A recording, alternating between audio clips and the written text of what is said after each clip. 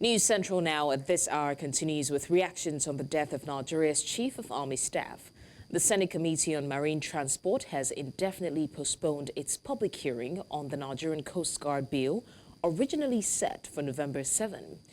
The session, which was to take place at the National Assembly Library, aimed to gather input from key maritime stakeholders on improving Nigeria's coastal security. The bill, led by Senator Wasiu Eshiloko, focuses on enhancing national and regional maritime security in line with global standards. The delay comes after the recent passing of Chief of Army Staff, Lieutenant General Taoreed Lagbaja, who died at 56.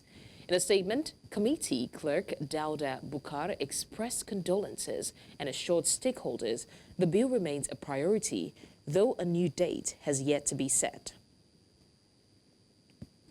Let's also tell you that the Inspector General of Police, Kayode Egbetokun, has directed all police officers to wear black armbands for 7 days to honor the late Chief of Army Staff, Lieutenant General Taoreed Lagbaja.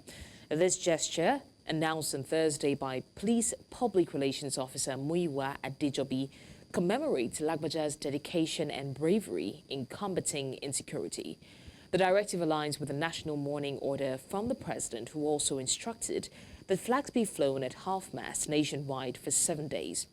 Egbetokun praised Lagbaja as a committed leader in Nigeria's fight against violent crime, saying he deserves to be honored by all. And now News Central's Bernard Akede gives us a brief history about the life and times of the late general.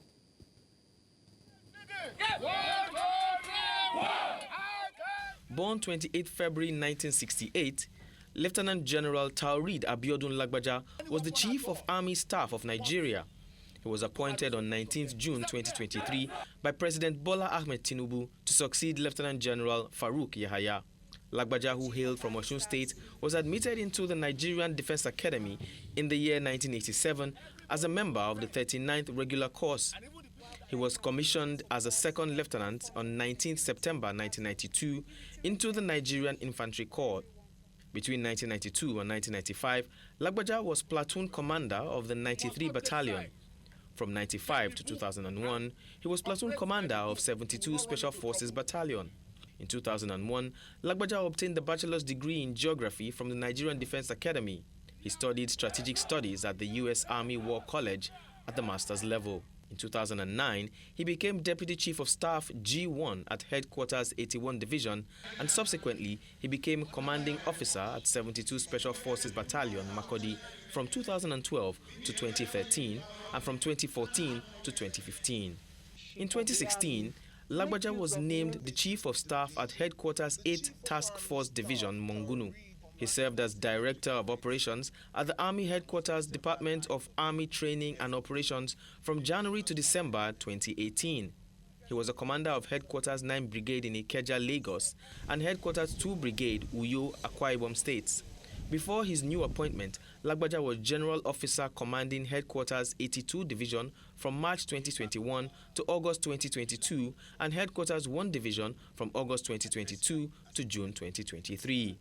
Earlier in 2008, he attended the Military Observers Course on Peacekeeping Wing at the Nigerian Army School of Infantry, Jaji, and ECOWAS Standby Force Battalion Command Post Course, Peacekeeping Center, Bamako, Mali. Before his unfortunate passing, Lieutenant General Lagbaja participated in several key operations, including Operation Harmony 4 in Bakassi Peninsula, United Nations Mission in the Democratic Republic of Congo, Operations Zaki, Internal Security Operations in Benue State, Operation Lafia Dole, Operation Mesa, Operation Udoka, Internal Security Operations in Southeast Nigeria, and Operation Forest Sanity, Internal Security Operations in Kaduna and Niger States, amongst others. Lagbaja was married to Maria Abiodun Lagbaja, and the marriage was blessed with 2 children. In Lagos for News Central, I'm Bernard Akede. Well, may his soul rest in peace. Let's now tell you that the federal government has finalized plans to build 7 dams in the 6 southwestern states for irrigation and to improve food production. Dr. Adedeji Ashiru, the Managing Director and Chief Executive Officer of the Ogun Osun River Basin Development Authority, revealed this on Wednesday. In order to increase the nation's electricity supply, Ashiru also disclosed that efforts are in progress to concession the Oyon Dam's hydropower generating portion. Now, he said that the dam, which was built in 1979 and has 3 turbines installed, can produce 9 megawatts of power. Speaking during the 46th annual conference and annual general meeting of the Association for Consulting Engineering in Nigeria, he said that dams play a major role in addressing ecological problems like flooding. Now, as part of efforts to ease the tension and controversy surrounding the arraignment of over 100 protesters, many of them classified as minors, Nigeria's Vice President Kashim Shettima has handed over the detainees to their state governors. Our correspondent Idong Joseph has more on this. Most of the protesters, many of whom are under 18, were linked to the End Bad Governance protest. They initially appeared before the Federal High Court in Abuja on charges bordering on treasonable felony and incitement, amongst others. Some of the protesters collapsed in court as images surfaced on the internet showing them looking hungry and malnourished after spending approximately 3 months in custody. These situations sparked widespread controversy and public outrage, leading to President Bola Tinubu to direct that all charges against them be dropped. At the presidential villa, Vice President Kashim Shettima welcomed the freed individuals and advised them not to allow themselves to be used to commit any form of crime. Over 300 billion naira was lost in the protest, consisting mainly private property through looting and loss of business. I will urge you, I will advise you, you are our children, to use the opportunity of the President's magnanimous gesture in ensuring that you go back home and become responsible citizens. He also urged the representatives from Kaduna and Kano states who were present to stand united against political or religious divides as they help reintegrate the individuals back into society. I will urge our governors and our elected representatives here that cut across political divides. What binds us together as citizens of the Federal Republic of Nigeria surpasses whatever that divides us. The governor of Kano State, Abba Yusuf, who spoke on behalf of the delegation, acknowledged the young protesters' lack of awareness and commended the government for granting them pardon. He also promised to ensure that such incidents do not occur again in both Kano and Kaduna states. But what you did is treasonable felony, punishable under the Constitution of the Federal Republic of Nigeria. Alhamdulillah, through this persistent appeal, through the compassionate demonstration by the President, you are now free. Your Excellency, extend our appreciation to Mr. President. As over 100 of the freed individuals return home, their representatives have assured that they will facilitate their reintegration and enrollment back to schools. In Abuja for News Central, I am Idong Joseph. And our legal practitioners have urged President Tinubu to take further action following the release of the minors arraigned before the Federal High Court in Abuja over their involvement in the #EndBadGovernance protest.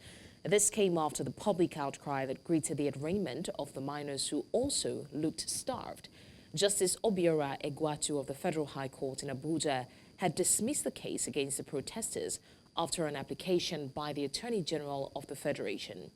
Upon their release, Vice President Kashim Shettima advised them to turn a new leaf and build responsible futures for themselves. However, legal practitioners have demanded more actions after the president's proclamation and subsequent release of the minors. Among them are a senior advocate of Nigeria, Wahab Shitu, who stressed the need for comprehensive rehabilitation and compensation for the released minors. And now to more stories. Away from that, Nigeria's Minister of Power, Adelabu, has expressed the commitment of the federal government to revamping the nation's entire transmission grid network. The minister, while receiving the report from the investigative panel set up to unravel the causes of the grid failures and prefer solutions to the problems, expressed optimism that the federal government can correct the problems identified by the panel.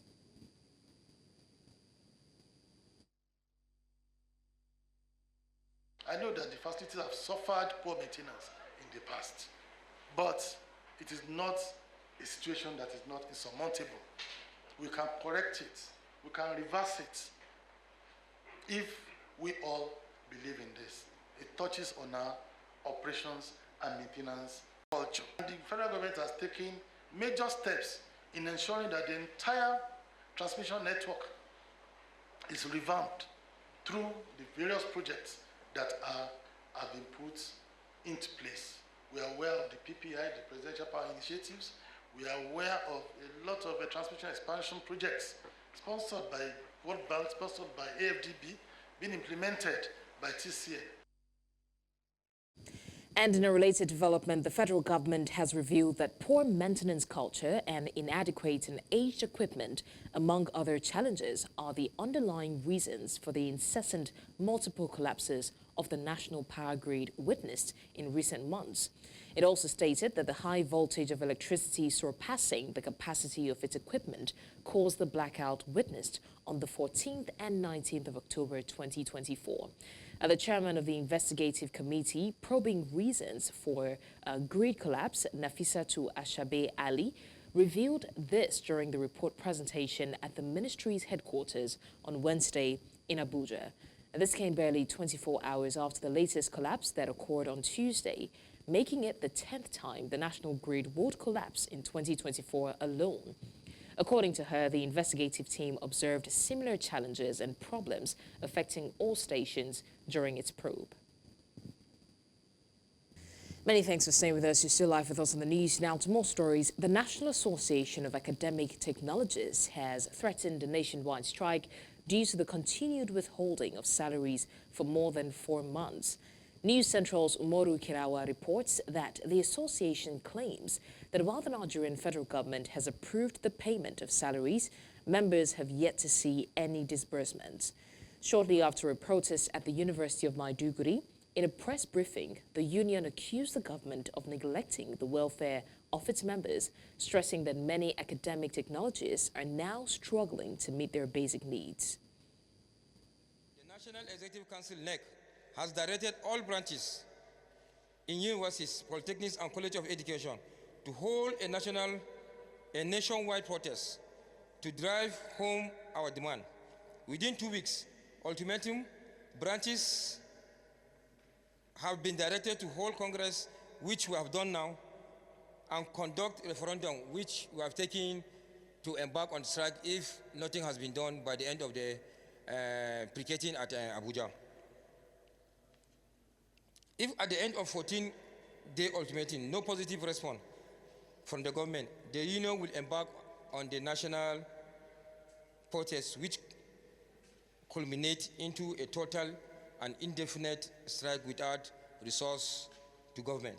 We agree that we are starting with protest, and after the protest we are going for picketing to ask why the Minister of Finance refused to follow the directive of the President by not paying us our withheld salary and then the federal government not following a 2009 agreement. That's the essence of this one, and we are very grateful that at this branch we had the support of our members that we should go on for the picketing, and then after picketing, if federal government have not done anything, we should go on indefinite strike. Nigerian entrepreneurs today in Abuja at the Nigeria Diaspora Investment Summit pitched their ideas to potential investors to attract foreign funding. This was on the second day of the Nigerians in Diaspora Investment Summit, where entrepreneurs sought to secure the funding needed to scale up and bring their visions to life. News Central's business correspondent, Perpetual Fasumi Peter, was there and now reports. Nigeria Diaspora Investment Summit happening at the banquet hall of the Presidential Villa Abuja. But I must say that the proceedings of today has been taken over by pitchers and investors.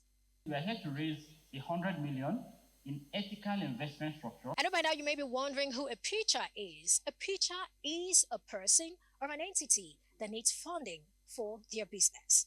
Meanwhile, an investor is a person or entity who is interested in putting money in a pitcher's business. And of course, we have a third category, who is the exhibitor. Now, this exhibitor can be a diasporan who runs a business here in Nigeria and has come to showcase what he or she has to offer. Well, come with me, let's listen to them.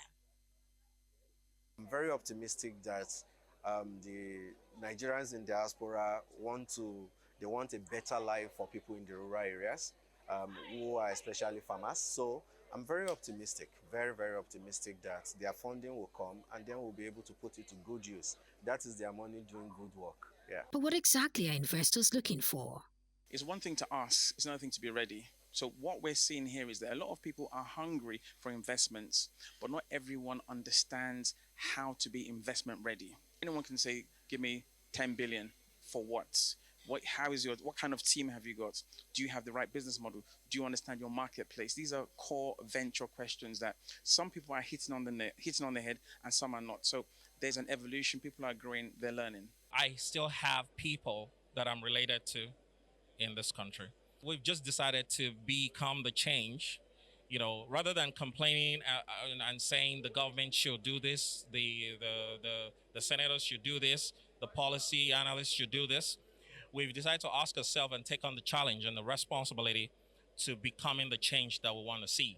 So that's why we're here, basically. And while connecting businesses and investors is a crucial component of the pitch sessions, the summit aims to achieve broader objectives. $20 billion remittance last year, about $19 billion in the last 5 years. It's not a joke.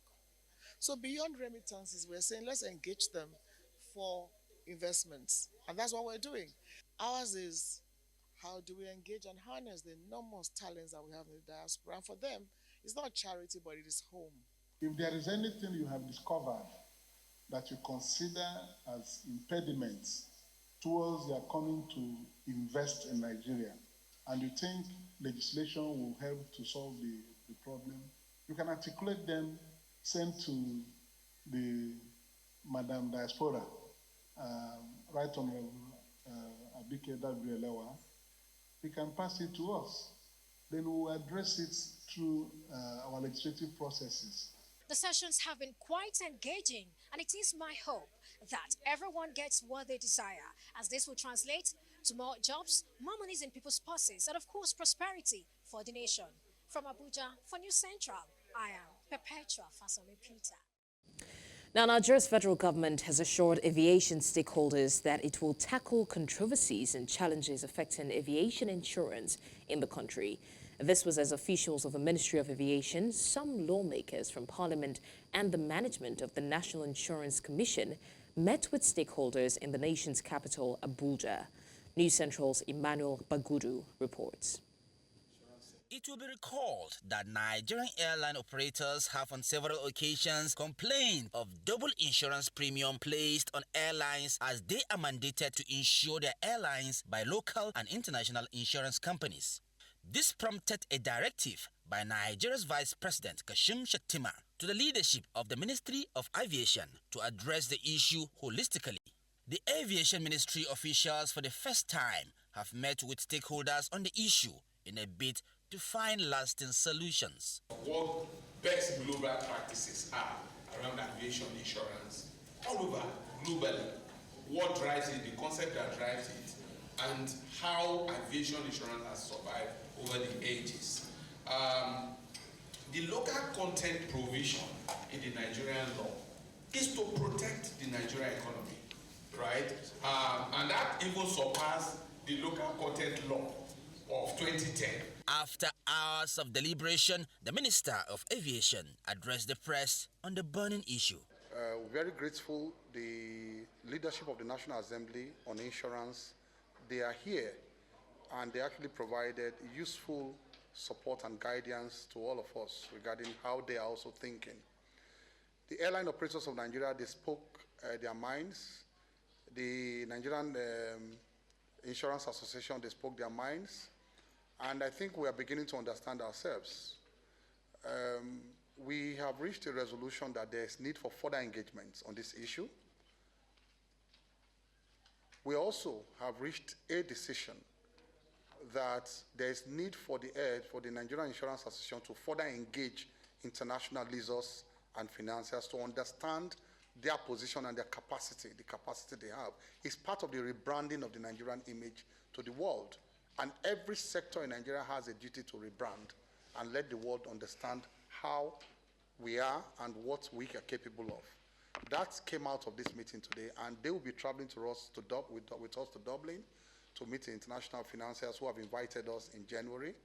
The distinguished members of the National Assembly, both aviation and insurance, will be there with us. This move is expected to ease complexity in air transportation as well as make the aviation business more profitable. In Abuja for News Central, I am Emmanuel Bagudu.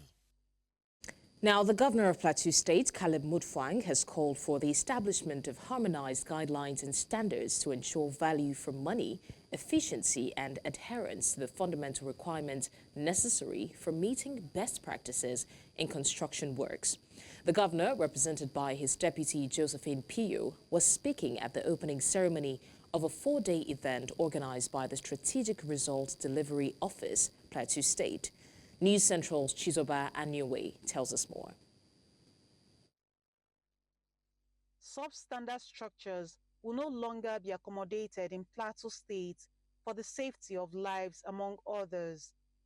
This was the conclusion of professionals in the construction sector at a 4-day event organized by the Strategic Result Delivery Office, Plateau State. The event was organized under the Office of the Governor in collaboration with the key ministries, departments and agencies within the built environment sector of the state. I anticipate that by the end of this engagement, a set of harmonized guidelines and standards will be established to ensure value for money, efficiency, and adherence to the fundamental requirements necessary for meeting best practices.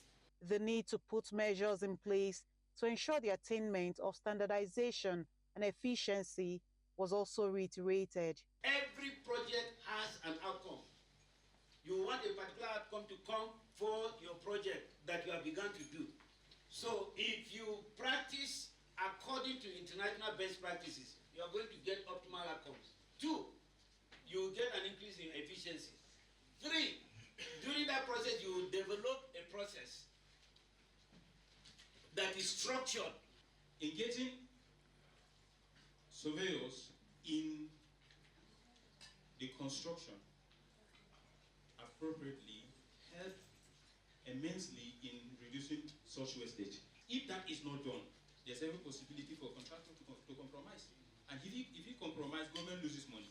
This training should be able to tell every professional what you are expected to do, where your boundary stops, and where you interface with other professionals, notwithstanding how intelligent you are, notwithstanding how broad your knowledge is. So I believe this should set the boundaries so that we can have safer environment going forward. As the professionals in attendance at this event rise from this engagement, their ability to deliver on the resolutions reached here will definitely be a positive for the construction industry in Plateau State and indeed the entire country. In Jos for News Central, Chizoba Anyowe. Now, the Israeli government has called for a collaboration with Nigeria to end terrorism around the world. The Israeli ambassador to Nigeria during the screening of the award-winning documentary We Will Dance Again, directed by Yariv Mozar in Abuja, to commemorate the 1-year anniversary of the October 7th massacre by Hamas terrorists, called for a joint effort to end acts of terrorism and make the world a safer place.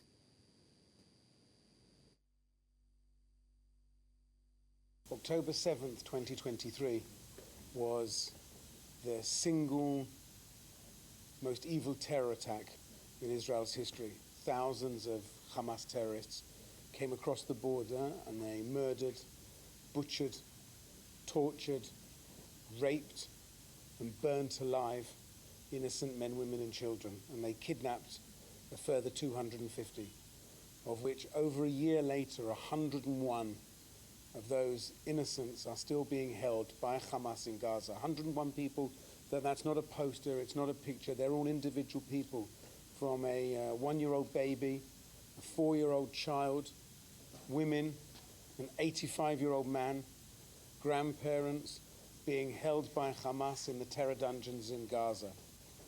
And Israel's demands are very clear that the world understands terrorism. Nigeria has been the victim of terrorism, of radical extremist terrorism.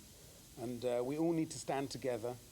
We need to stand side by side, all those countries who are fighting against terrorism, in order to ensure that the world is a better place. And we need to ensure that Hamas can never carry out an attack like we just saw again.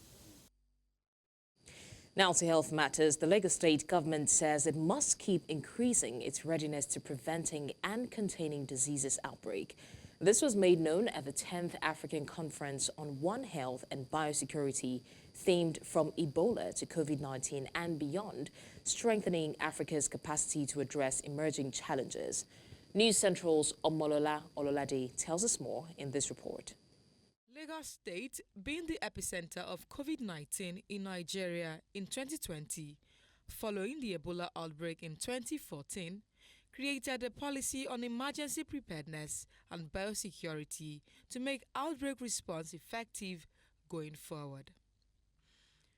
Keying into that policy, the 10th African Conference on One Health and Biosecurity, organized by the Lagos State Ministry of Health, in collaboration with the Global Emerging Pathogens Treatment, provided the opportunity to discuss and strategize on Africa's capacity to address emerging global health security threats. It's very important for us to have platform, a transdisciplinary platform where we can bring experts on the continent together to discuss emerging biosecurity threats and disease outbreaks in Africa, and to see how we can come up with indigenous African-led solutions to address these challenges. Beyond overwhelming the health sector, pandemics such as COVID-19 affected all sectors of the economy, making it an urgent priority for cities like Lagos to keep increasing its readiness while becoming resilient against future disease outbreaks.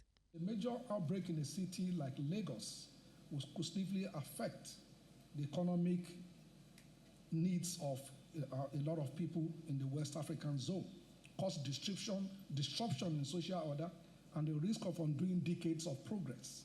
Recognizing this reality, we have taken decisive steps to bolster our health security. The responsibility of government is to preempt, to prevent, to predict, to mitigate, to adapt, to find and clearly identify a threat early and to stop it promptly. Integrated biosecurity and One Health is a way of life, an emerging concept that Lagos wants to promote aggressively across agencies responsible for health, environment and sanitation, agriculture, urban city planning, which is clearly depicted in our themes agenda, themes plus agenda. Emergency preparedness towards epidemics and pandemics play a critical role in preventing and containing outbreaks, hence the need for continued readiness by relevant stakeholders. In Lagos, for News Central, I am Omolola Ololade. Many thanks for staying with us. Now, the news continues in West Africa, where Senegalese Prime Minister Osman Sonko led campaigns for his Pastef party in the northeastern town of Matam on Tuesday, November 5th, ahead of the West African nation's parliamentary elections on the 17th of November. Senegalese President Bassirou Diomaye Faye appointed Osman Sonko, a former opposition leader and longtime rival of former President Macky Sall, as his prime minister, and they pledged radical change, social justice, and efforts to fight corruption. The pair called a snap parliamentary election for November 17 after dissolving the opposition-dominated parliament in mid-September. Nous les jeunes, nous voulons du travail, parce qu'il y a beaucoup de jeunes qui sont morts dans l'océan. Now, as the Africa Energy Week enters day 2 in Cape Town, South Africa, delegates from across the continent and beyond continue to engage in crucial discussions on Africa's sustainable energy future. They're also highlighting the urgency of addressing energy poverty and accelerating the energy transition in Africa, with panel discussions exploring the responsive strategies Africa can adopt to bolster its energy security and position itself as a leader in renewable energy. Our South African correspondent, Bongani Siziba, has more in this report. Urgency for sustainable energy is palpable. Here, delegates from across the continent and beyond are united in bringing insights, innovations, and common goals to eradicate energy poverty in Africa. The discussions today are fierce and focused, exploring the path forward for Africa's energy landscape. The emphasis is on building resilient systems that prioritize sustainability and accessibility. But also I would encourage inter-African NOC cooperation. I think that's an area where not just only in pipelines or in logistical services, but also in terms of best practices. I mean, we have Nigeria, the largest producer in Africa, Algeria, Sonatrach, Libya, many countries, Sonangol, of course, which can help the smaller producers like Equatorial Guinea or be it Gabon, if I may, Mr. President, or Congo.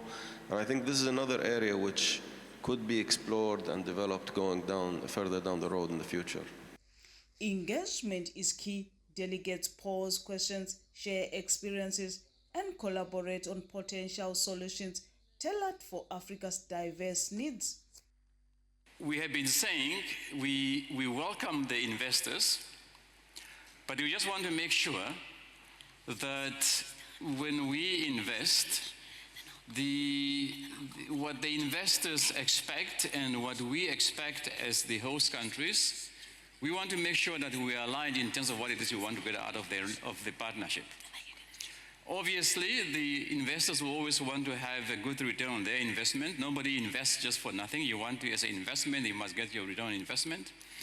But equally, we as host country, we also want to make sure that that investment is going to be impactful in terms of our own local economies. Nigeria's Minister of State for Petroleum Resources, Henken Likobiri, said Africa has resources to change the narrative, but it requires collaboration, innovation, and a clear vision. He also emphasized the need to unify in the fight against energy poverty. We can defeat energy poverty in Africa is for us to sustain investment, in oil and gas, where we can raise the funding required to finance our energy mix. We are victims. We shouldn't even be consulted about transition because we are nowhere. And so we must get energy first before you talk about, transition. That will be our message. The 600 million people living without, electricity, the almost 900 million people or more who have no means of clean cooking gas and all that, our immediate priority as a government.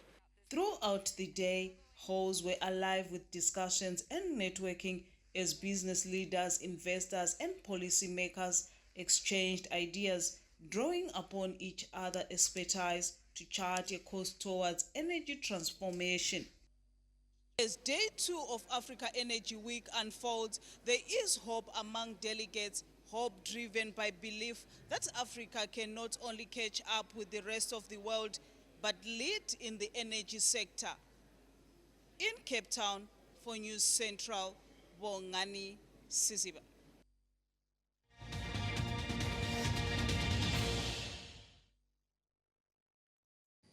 Now to stories outside the African continent. President-elect Donald Trump's election victory was a decisive one, winning 5 out of 7 swing states, with Arizona and Nevada still to be counted. In Washington, D.C., international correspondent Aier Hagen asked voters for their thoughts on the 2024 election results.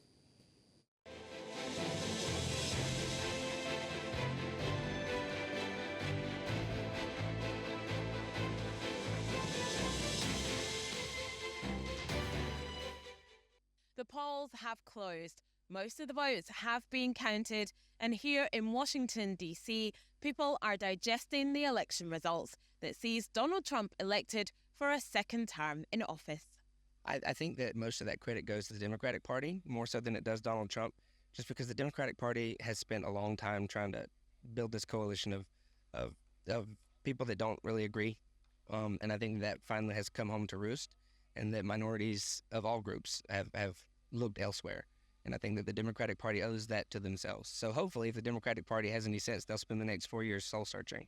I came here to celebrate with American people their new president and to see the promise of their new president. I'm absolutely devastated. I have 4 children at home, and I'm pretty upset about the world we've just handed them. I think a lot of people around me fought really hard for kind of the opposite of the results, and to kind of see America go this way, kind of think very individualistically, it kind of sucks.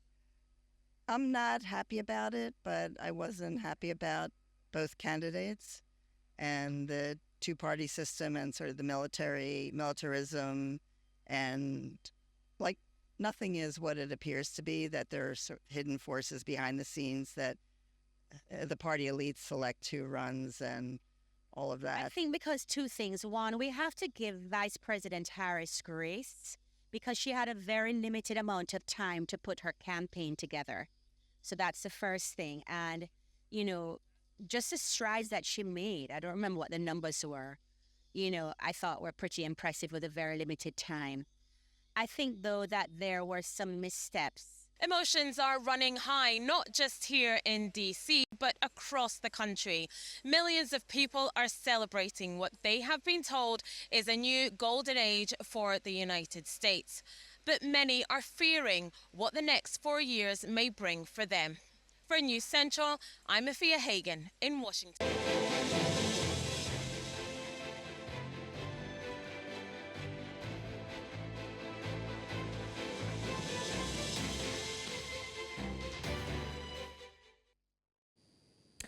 Now we're joined by News Central's international correspondent, Aier Hagen. We did see, some of the people feeling very devastated. So not everybody welcomed this news with open arms. But what is the mood generally in the capital as of this moment? Yes, that's right. Yesterday, when we were out talking to so many people, we couldn't fit them all in my report there. We talked to so many people and so many differing opinions.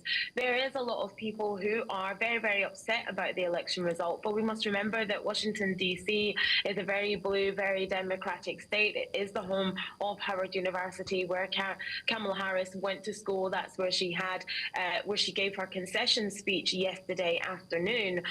But then, yes, we did see a lot of people who are hailing this new golden age for the United States, and people saying that it's not necessarily that they voted for Donald Trump, but they voted for a candidate who they felt would do better on the economy. And the economy is something that came up when I spoke to people so many times, is that people are worried about what is in their pockets, how they're balancing their pocketbooks, their checkbooks. And the thing is that they might have democratic values, so they might be liberal, and they might actually side more with the Democrats in the values that they have. But when they can't afford to feed their families, when they can't afford to put gas in their car, they can't afford to think about those things. So therefore, they will elect a candidate that is going to be able to fix the immediate problem that they have. People can't afford to think about their values. They have to think about the things that are essential to them. And that's what really came up when I was speaking to people on the ground. They just felt that the Republicans would do better on the economy. So it wasn't necessarily a vote for Trump. It wasn't necessarily an endorsement of him and his policies and his values, or him as a person.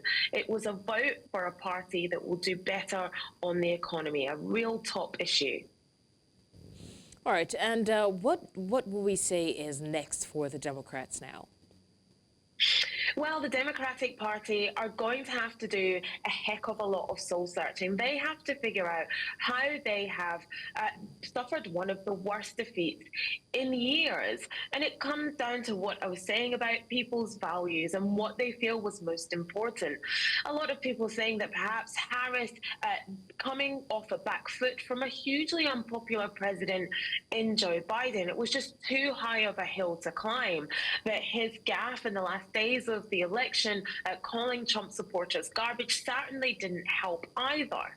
And a lot of people saying as well that Harris perhaps didn't have the reach in the middle, and it's those middle voters who aren't necessarily on the left or on the right, who are in the middle that couldn't be reached. And it was the Republicans that managed to reach them better.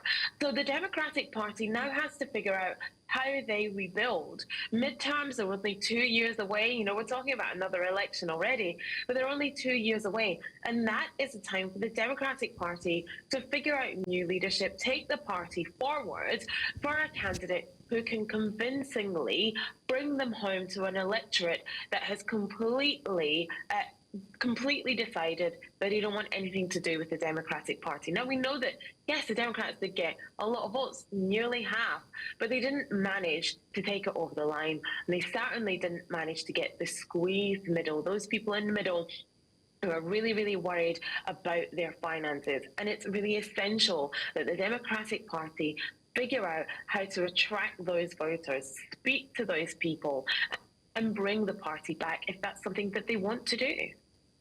All right, Aier Hagen, News Central international correspondent, thank you so much for bringing us the update regarding the mood in the U.S. About the elections. Thank you.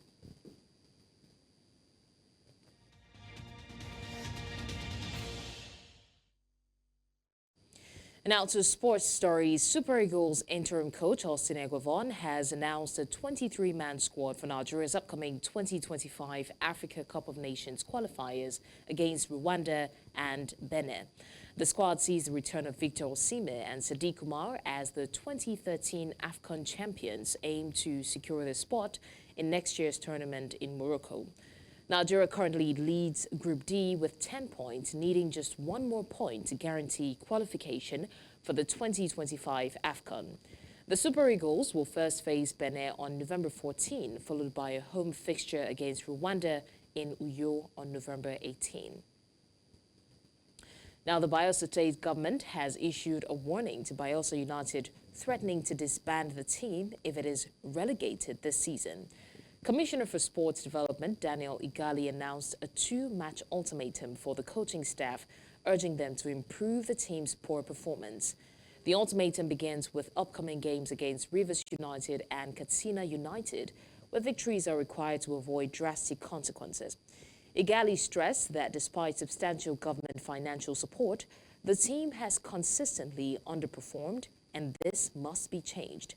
Now, if Bayelsa United fails to win both matches, the entire technical crew could be dismissed and players deemed unfit will be removed. Bayelsa United's next 3 games will be crucial in determining the team's future. And that's all on the news at this hour. But before we go, let's take another look at some of our major stories.